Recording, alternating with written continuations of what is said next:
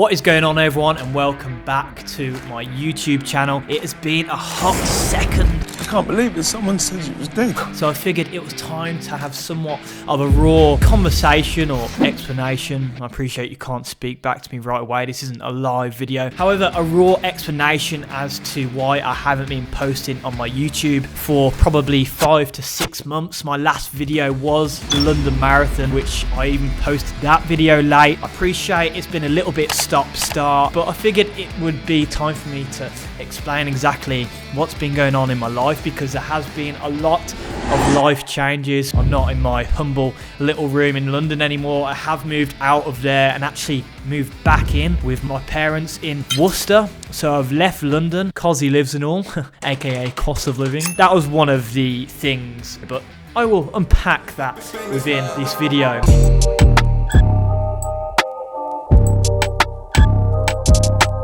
If you have been following my channel for a long time, you'll be aware that my day job, I was working in aerospace engineering in production. That was an industry I was working in since I was 16 years old. I am almost 27 in a month's time. So I had almost 11 years of experience in that industry. And if I'm being completely honest with myself, I didn't really enjoy my day job, and it was incredibly, I would say, comfortable. Because it was so comfortable, it was just something that was just eating away at me. I didn't want to be in that industry forever.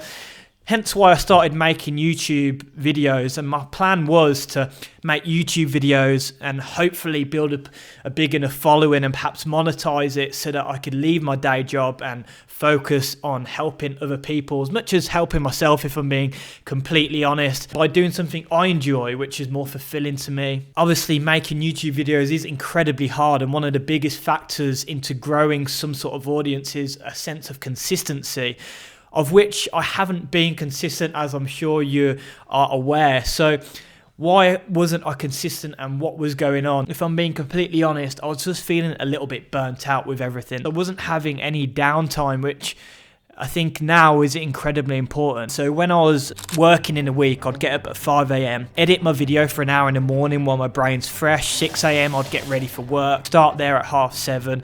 I'd work till 4 p.m, go straight to the gym after work, roll out, do a run, stretch, power lift, go in the sauna, get showered, go home. It would then be between 7:30, 8 p.m. I'd meal prepped on a Sunday, so I didn't have to cook, just bang my food in the microwave, and then by the time I'd done all my washing up and whatever, it would be like 8:30 at night, and for me to get a full 8 hours sleep, which obviously is incredibly important when you're working out that extensively, I wasn't willing to tuck into my sleep. I'd had half an hour downtime, so then I'd have to either try and chill out and turn my mind off, and then on the weekend I'd leave a day for shooting, and then Sunday I was meal prepping. So it was just absolutely non-stop, where in COVID, it was working for me. I didn't have going out with friends and socializing, etc. And I've realized just how important that was. I was only seeing my girlfriend one day a week. And if I'm honest, anything that was pushing me away from my social life, even friends at work that were going out for drinks, often I wouldn't be able to go. And I was thinking, I've got to make sacrifices to make content. So I employed a video editor. That lasted for a few months. And if I'm honest, I was feeling a bit burnt out. As much as he was a brilliant video editor, I think for me, I was just burnt out myself. So even when I had someone editing for me, I kind of lost the mojo of, if you like, making content, because I couldn't get involved as much with the creative process. So I was trying to ease the burden off me somehow. But then with the cost of living, cosy lives, and everything going up in London, I was living paycheck to paycheck. I was becoming in debt just from having a video editor. So every month I was losing more money than I even realised. Like, my bills were going out, and I was not losing all my savings, if you like, just trying to make a YouTube career viable, and for me to just not kind of go insane with the amount of work that I was putting on myself. So I figured after a while, I'd just take some time away from YouTube. I was still posting on Instagram and recently TikTok as well. So if you've been following me on Instagram or TikTok, you see that I've been a little bit more active on there. But YouTube takes just that little bit much longer, because obviously it's longer form content. I had a few months off making videos, and I didn't really now it's kind of, hindsight's a beautiful thing, so to speak. I didn't have a plan as such. I was just feeling really burnt out, and I was speaking to my friends and my girlfriend about it, exactly what I can do to get that fire inside of me, because I knew engineering wasn't something that I wanted to do long term. It wasn't something that, fulfilled me. I didn't hate it, but I certainly didn't love it. There's elements of you that doesn't feel good when you're not working towards your purpose, so to speak. You feel a little bit lazy. But there's also a part of me, everyone around me was just telling me, you need to just chill out and slow down for a little bit. I was listening, I was a little bit stubborn, but then I figured, you know what? Let me give myself a little bit of time away from videos. I did just that. I went away on holiday with my girlfriend for a couple of weeks in January to the Philippines. That time away from work as well as Christmas, overall having 2 to 3 weeks off work within a space of about 4 weeks, I figured that I need to do something that can enable me to start making long form content again and hopefully inspire people, motivate people.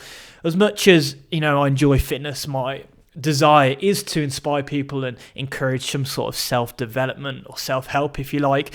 So bearing that in mind, I went back to work after I went away on holiday in January. I had no idea I was going to hand my notice in at work. And I was there for a couple of days, and like you do in work, nothing against anyone I was working with, but managers have a responsibility where, they were telling me from me being away, because I was the only one that was doing my specific job in my company, that I caught up on all my work, and then when I was away for 2 weeks, I came back, and naturally I'm going to be a bit snowed under when I get back to work. But then, when the pressure comes on you and people are telling you this has got to go out, this has got to go out, this has got to go out, as obviously they would, they're feeling stressed themselves again, so I can empathise with that. But then when you're getting stressed for something that I wouldn't say I didn't care about, but something that I'm not passionate about, I just called home the one night. I called my mom. I was in work, I think, on the Tuesday, so I went back into work on Monday. And I phoned up and I said to my Mom, I just can't do this anymore. I can't work in engineering anymore. I don't want to go back to work, basically. It was just like a light bulb moment. And you know what it was? Having time away and listening to people and just explaining to myself the only reason why I was staying in engineering was for comfortability. And everything I preach is to seek discomfort so that you can grow. The more you seek uncomfortable things, the more you be comfortable in those things. And the second you're not uncomfortable is the time where you're not growing anymore. I truly believe that. All the good things that have happened in my life have come from a sense of discomfort, doing things that scare me and having the courage to do those things, and that's how you grow. But the only reason I was staying in engineering was because of comfort, that comfort of having a consistent paycheck. Anyway, cut a long story short, I figured, you know what? I'm going to pack up my day job. I can always go back in engineering. I left my work on good terms. But what I was thinking was, on the side, I'll do some freelance video editing, get myself enough wage so that I can live. But then having the free time so I can focus again on creating YouTube videos and long form content, which again is where my passion is at. Unless I make the leap now, every year or every hour, every day that goes by is going to be that little bit harder because I'll have more responsibility. So as of now, where I don't have responsibilities, yes, it's difficult leaving my friends and girlfriend and moving away from them and somewhat doing something long distance. But I figured this is something that I have to do to enable me to do my purpose.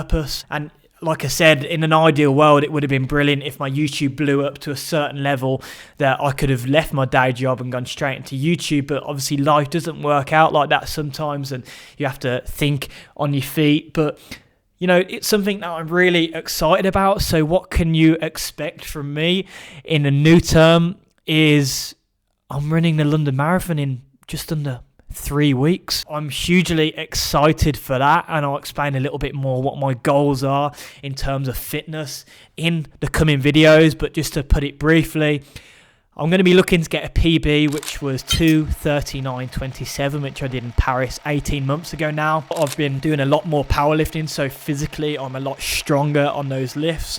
I've better form powerlifting, but my training as a result suffered a little bit as well with my whole burnout. I wasn't training as hard. I was training to maintain.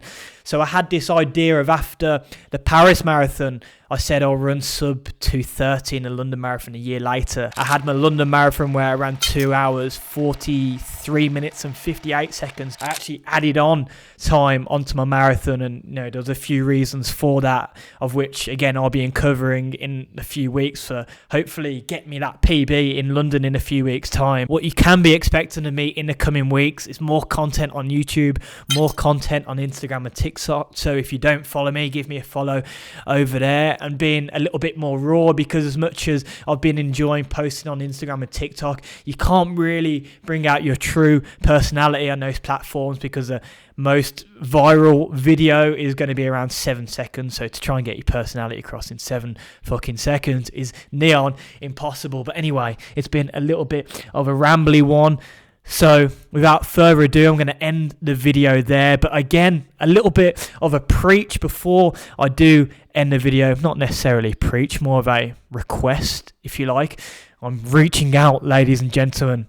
If you do need a video editor of some kind, DM me on Instagram, send me an email on Yahoo email. Send me an email over there if you want to have any sort of video edits, whether you're a corporate or whether you're looking to start a YouTube channel yourself. I am still looking for a wide, and obviously if you're watching this content, you can see my body of work, the type of editing skills that I've worked on over the years. So yeah, if you need any editing done, hit me up, get in my DMs. I'm going to end the video there. More running content, more powerlifting content in the coming weeks. London Marathon in a few weeks' time. Like, comment, subscribe.